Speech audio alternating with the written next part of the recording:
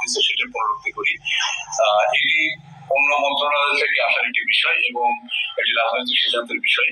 যখন সে সিদ্ধান্তটি হবে তখন পররাষ্ট্র মন্ত্রণালয় প্রয়োজনীয় ব্যবস্থা নেবে এবং তার জন্য ফরেন অ্যাফেয়ার্স কনসালটেশনস কেন এটা যে কোনো ধরনের প্রক্রিয়া হতে পারে, সেটা কূটনৈতিক একটা পত্রের মাধ্যমে সেটা জানানো যায় কিংবা আমাদের যে মিশন আছে দিল্লিতে তার মাধ্যমে জানানো যায়।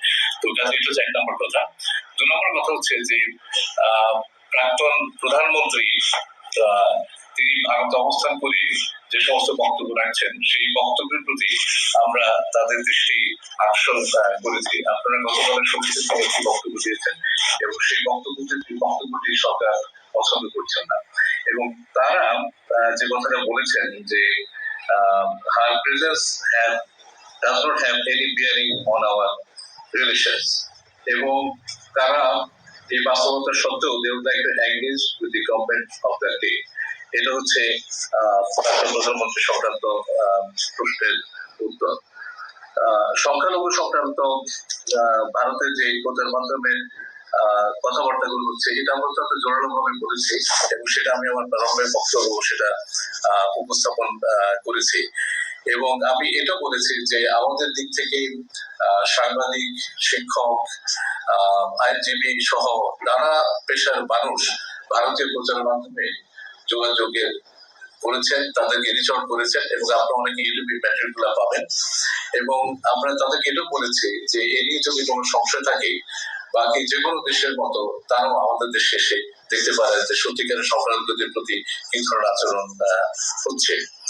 আর দ্বিতীয়ত আপনি যেটা বলেছেন যে তাদের যে সমস্ত তাদের দূতাবাসের নিয়ে যে উদ্বেগ এবং আমাদের দূতাবাস নিয়ে যে উদ্বেগ এই বিষয়ে আলোচনা, আমি এই বিষয়টা খুবই জোরালো ভাবে বলেছি। আগরতলা এবং কলকাতায় সাম্প্রতিকভাবে যে ঘটনা ঘটেছে আপনি এর আগে আমাদের প্রেস রিলিজ দেখেছেন এবং আজকের সময় আমি খুবই জোরালো ভাবে সেটা উত্থাপন করেছি।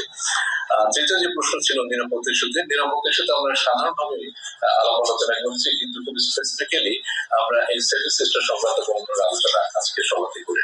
প্রথম কথা হচ্ছে যে আমার ধারণা এক ধরনের আন্ডারস্ট্যান্ডিং এর গ্যাপ আছে এবং আজকে উনি আমাদের এখানে আসার পরে আমার প্রত্যাশা সেই আন্ডারস্ট্যান্ডিং গ্যাপটা কমবে। প্রতি বছর পর্যটন এবং চিকিৎসা উপলক্ষে উল্লেখযোগ্য সংখ্যক বাংলাদেশি ভারত সফর করে, তাদের ভিসা প্রাপ্তি সহজীকরণ সহ অন্যান্য কনসুলার ইস্যু সহজীকরণের জন্য আমরা অনুরোধ জানিয়েছি। যে সকল বাংলাদেশি নাগরিক ভারতের আদালতে দেওয়া সাজা বাংলাদেশে অথবা ভারতে ভোগ করছে তাদের সাজা মকুবের বিষয়ে ভারতের যথাযথ বিবেচনার জন্য অনুরোধ জানানো হয়েছে।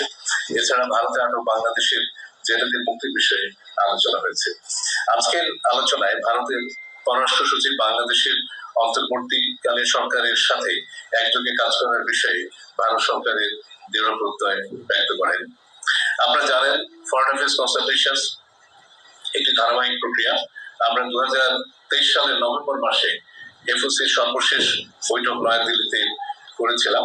এই প্রেক্ষিতে উভয় দেশের মধ্যকার দ্বিপাক্ষিক, আঞ্চলিক এবং বৈশ্বিক পর্যায়ে আমাদের চলমান সহযোগিতামূলক কার্যক্রমের বিষয়ে আজকের এফওসিতে করা সার্বিক আলোচনা বা পর্যালোচনা পরবর্তীতে বিষয়সমূহ এই বিষয়গুলোকে এগিয়ে নিতে বা আমাদের প্রাধিকারমূলক যে সমস্ত ইস্যুগুলো আছে সেগুলো যদি পারস্পরিক সদিচ্ছা থাকে এবং ঐক্যমত থাকে তাহলে তার মাধ্যমে সমাধান হবে বলে আমরা মনে করছি।